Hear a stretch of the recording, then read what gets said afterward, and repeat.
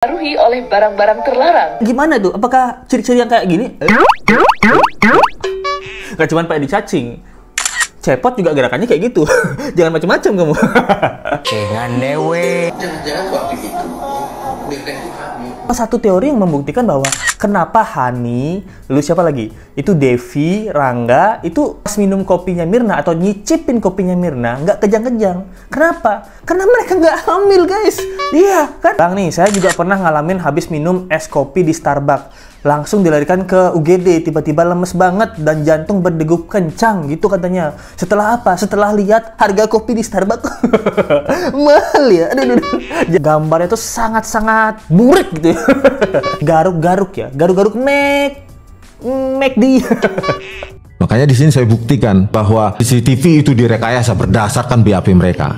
Jangan-jangan waktu itu Mirna itu hamil. Pak Edi cacing kalau nggak mau dilaporin polisi harus gabung sama Pak Oto. Mau nggak Pak Edi cacing? Ayo ditantang lo.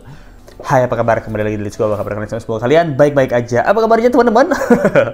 Ada yang kangen Let's Go? Nggak ada.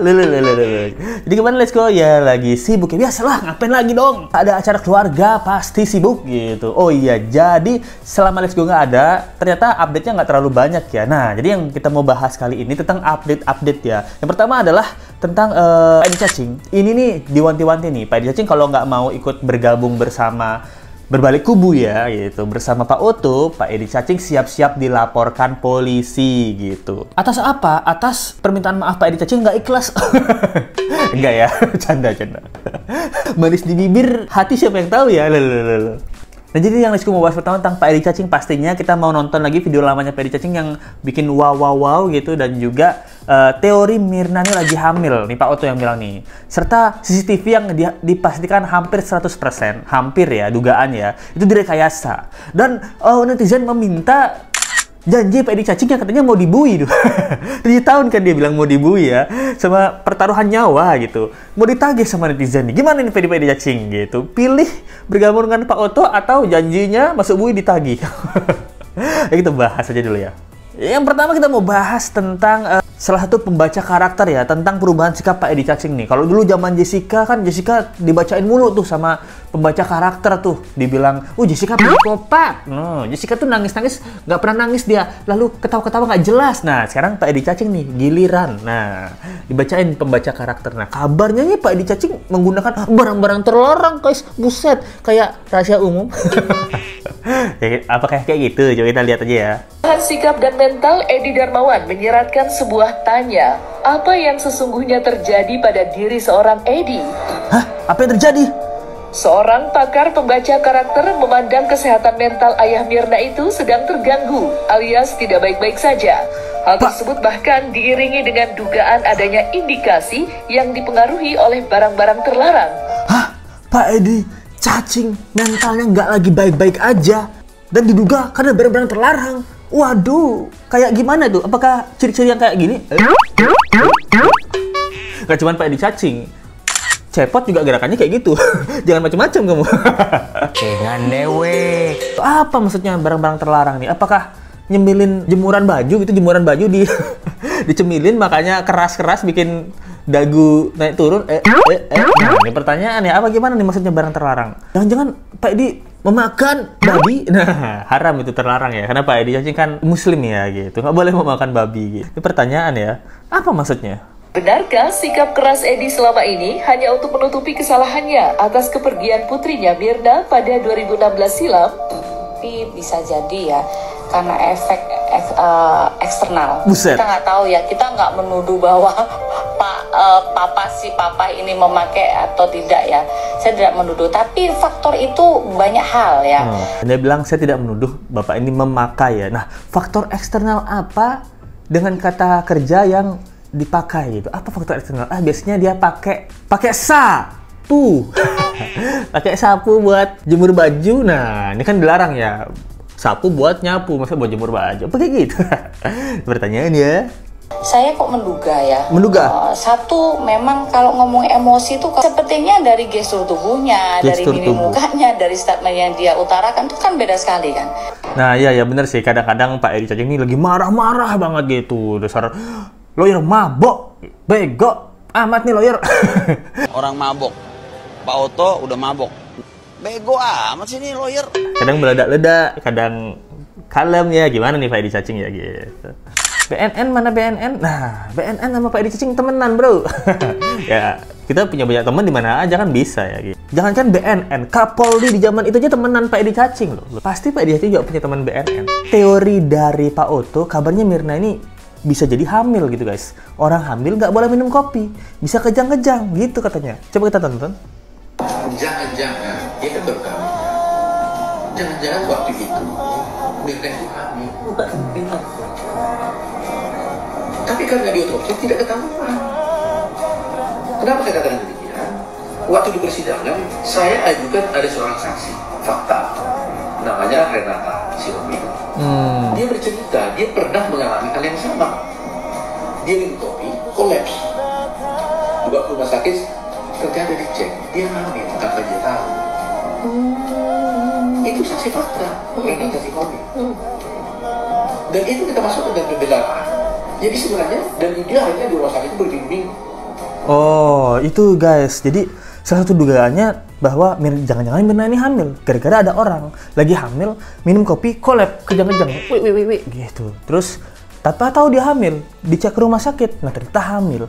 Nah ini kalau ini benar ya, ini salah satu teori yang membuktikan bahwa kenapa Hani, lalu siapa lagi? Itu Devi, Rangga, itu pas minum kopinya Mirna atau nyicipin kopinya Mirna, nggak kejang-kejang. Kenapa? Karena mereka nggak hamil guys. Iya kan? Bener nggak? Bener. Kalau Mirna hamil, kenapa Mirna bisa sampai segitunya? Efek yang dia dapat gara-gara Mirna hamil. Hani, Devi, manajer Olivier, ya nggak kejang-kejang gara-gara apa? Gara-gara nggak hamil. Ya bener juga nih. Masuk akal banget nih Pak Oto. Oke Pak Oto, mantap. Wah, kalau ini benar-benar terjadi, ada 2 orang yang meninggal. Satu Mirna, satu janin gitu. Satu lagi ada kemanusiaan hati Pak Edi Cacing. Ada Bunda Jessica. Nah, bisa jadi ya. Oh, ini kalau Mirna hamil nih gimana guys? Menurut kalian gimana nih? Ini salah satu teori yang menurut Let's Go bisa dipertimbangkan ya gitu. Kenapa dia collab? Dia hamil baru kawin bisa jadi ya. Baru kepikiran, hebat juga nih Pak Oto nih. Mantap Pak Oto. Ini salah satu hal yang diperhitungkan. Soalnya ada yang bilang nih, saya juga pernah ngalamin habis minum es kopi di Starbucks. Langsung dilarikan ke UGD, tiba-tiba lemes banget dan jantung berdegup kencang gitu katanya. Setelah apa? Setelah lihat harga kopi di Starbucks. Mahal ya? Aduh.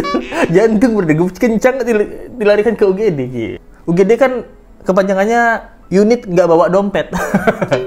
Tolong saya UGD, unit nggak bawa dompet. Nah, bisa jadi ya. Ya lucu juga ya. Ini banyak banget sih cewek-cewek terutama ya, cewek-cewek terutama ya. Dia bilang kalau aku minum kopi pahit pusing banget, jantung berdebar, makanya nggak minum kopi pahit gitu. Kalau minum kopinya manis nggak terlalu bikin pusing. Saya yang aslam gitu, asli Lampung. Bagaimana aslam apa ini? Oh, asam lambung gitu. Kirain asli Lampung, tapi nggak sering kambuh aja kena kopi dikit langsung nggak tahan di perut. Nah kebanyakan memang cewek guys. Dan yang mesenin kopi kan siapa? Jessica. Berarti Jessica pembunuhnya. Kenapa gitu ya? Nggak juga ya gitu. Jadi ini teori bisa masuk akal ya bahwa yang dipesankan Jessica itu kopi yang mungkin menimbulkan reaksi terhadap Mirna. Berarti kan Jessica ini tetap tidak bisa dipersalahkan dengan niatan membunuh Mirna. Karena kan Jessica sebagai teman yang memesan kopi tidak tahu akan bereaksi seperti itu terhadap tubuhnya Mirna. Gitu guys. Nah kayaknya ini teori yang paling masuk akal deh. Bahwa Jessica memesankan kopi ke Mirna, tapi kopi tersebut mungkin kadaluarsa atau salah penyajian dari si Rangga gitu. Lalu diminum ke Mirna yang pada saat tersebut diduga sedang hamil. Dan efeknya sangat-sangat jadi kejang-kejang collab gitu. Nah setelah dicicipi oleh Devi dan juga Hani, nah ternyata memang tidak sesuai SOP gitu. Mungkin susu kental manisnya basi, bisa jadi ya. Susu kental manisnya mungkin basi. Tapi karena mereka nggak hamil, tidak ada efek yang mereka dapatkan seperti Mirna gitu. Akhirnya cuman pahit-pahit di bibir aja. Nah, jadi bisa kita simpulkan yang salah ini orang yang paling pertama memperkarakan kasus Jessica adalah pelakunya. Nah itu ya. Kalau nggak dipermasalahkan kan mungkin di otopsi juga Mirna kita harusnya tahu ya hasil otopsinya apa. Nah itu dia menurut Let's go guys. Persidangan itu ya, kami sebagai kuasa hukum menghadirkan saksi dari kami, yaitu si Rismon. Dan Rismon sudah mengatakan ini rekayasa.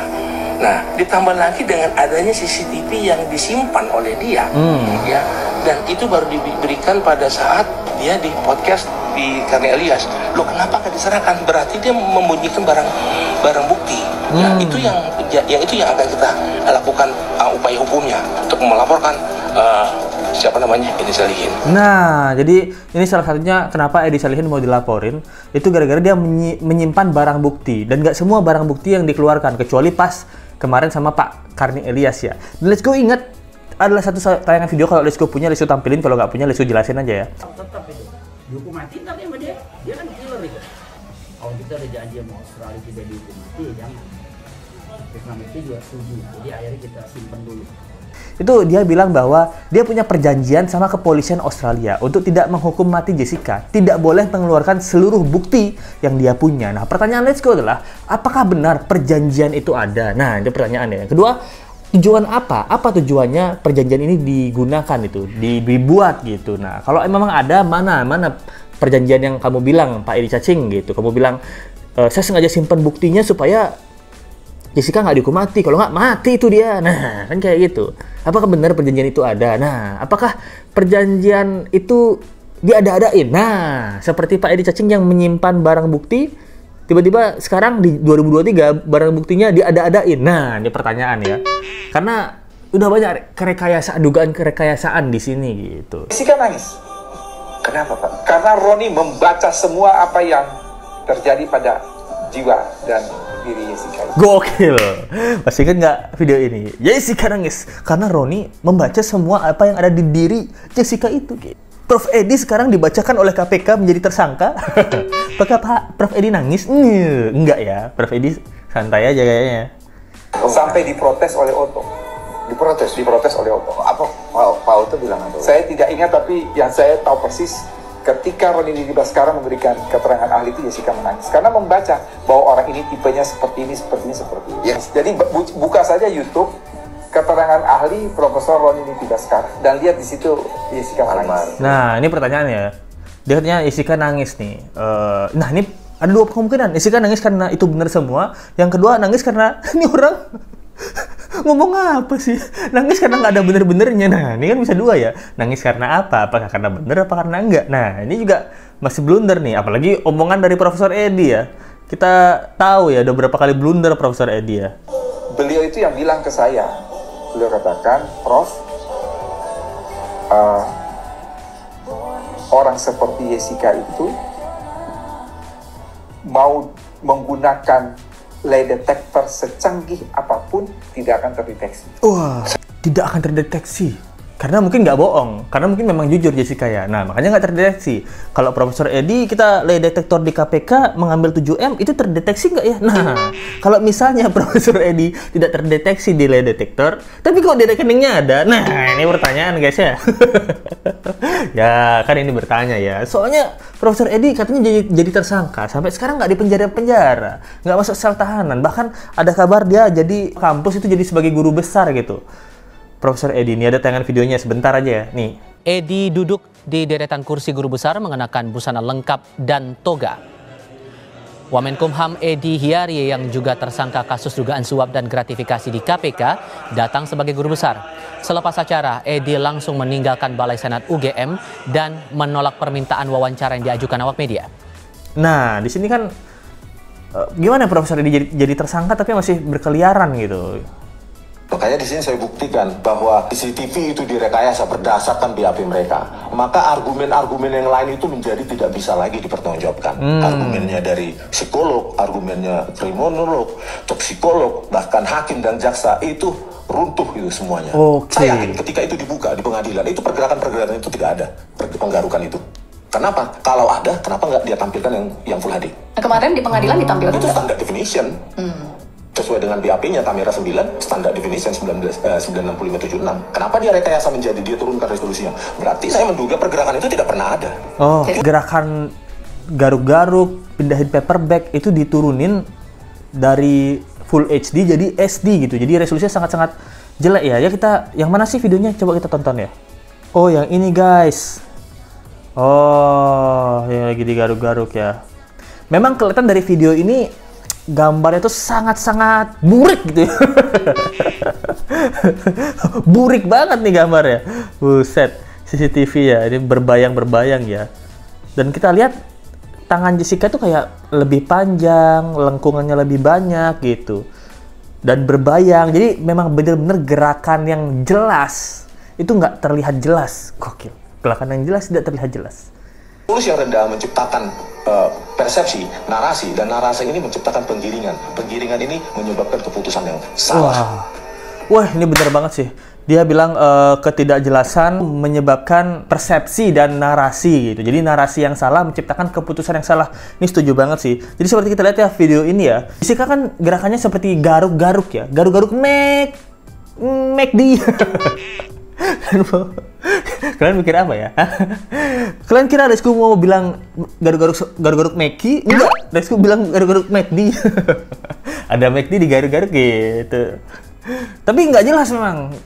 Sejujur-jujurnya ini nggak jelas gitu. Oleh ahli kita dikatakan salah diperiksa. Kan dia pakai legging, dia itu kan pakai legging. Jadi dia mau jongkok gini, tariknya tuh.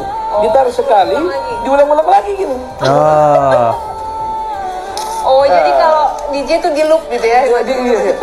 Jadi itulah katanya karena gatal cyanida. Terus langsung hakim menyimpulkan karena tangannya gini-gini itu gatal. Yang gatal tahu itu gatal atau tidak kan si Jessica. Tanya dong Jessica-nya, gatal nggak? Dan gatal juga kan belum tentu cyanida, kali aja bentol. Let's Go sering gini-gini nih. Apakah ini gatal? Enggak. Kalau kalian nonton Let's Go kalau nonton video gini-gini nih, ya emang kebiasaan aja gini-gini. Ini nggak gatal. Ya bener juga ya. Let's Go udah contohin sendiri. Guys, kalau kalian punya video Let's Go banyak, Let's Go pasti kayak gini-gini nih. Ini nggak gatel. Ini cuman ada jenggot-jenggot tipis, enak aja pegang gitu. Let's Go sudah membuktikan bahwa Jessica kayak gini-gini belum tentu gatel. Bisa jadi seperti Let's Go. Pengen aja kebiasaan pegang-pegang aja. Nah, ini guys. Nah, itu dia yang bisa disampaikan tentang update kali ini. Menurut kalian gimana nih? Menurut Let's Go, teori Mirna hamil nih, wah, ini lumayan masuk akal banget nih. Ini baru banget nih. Ketika dihubung-hubungkan cocokologi, ternyata lumayan cocok nih. Menurut kalian gimana guys? Apakah Pak Edi Cacing at the end akan bergabung dengan Pak Otto? Dan kita ingetin lagi, bagi kalian nih yang lupa, Pak Edi Cacing emang janji apa sih? Janjinya ini. Jadi ada semua. Om kasih jaminan nyawa Om. Nyawa Om. Nyawa Om. Jaminan Pak Nuh. Wah, jaminan Pak Nuh itu. Uset. Tiga-tiganya siap masuk bui 7 tahun. Janjinya nyawa. Satu, janji nyawa. Kedua, dia janji.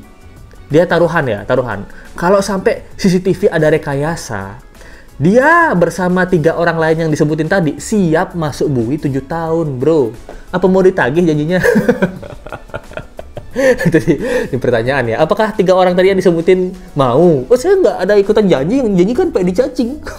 Dia aja tuh dikali 3. Berarti 7 kali 3, 21 tahun. Lebih lama dari Jessica dong.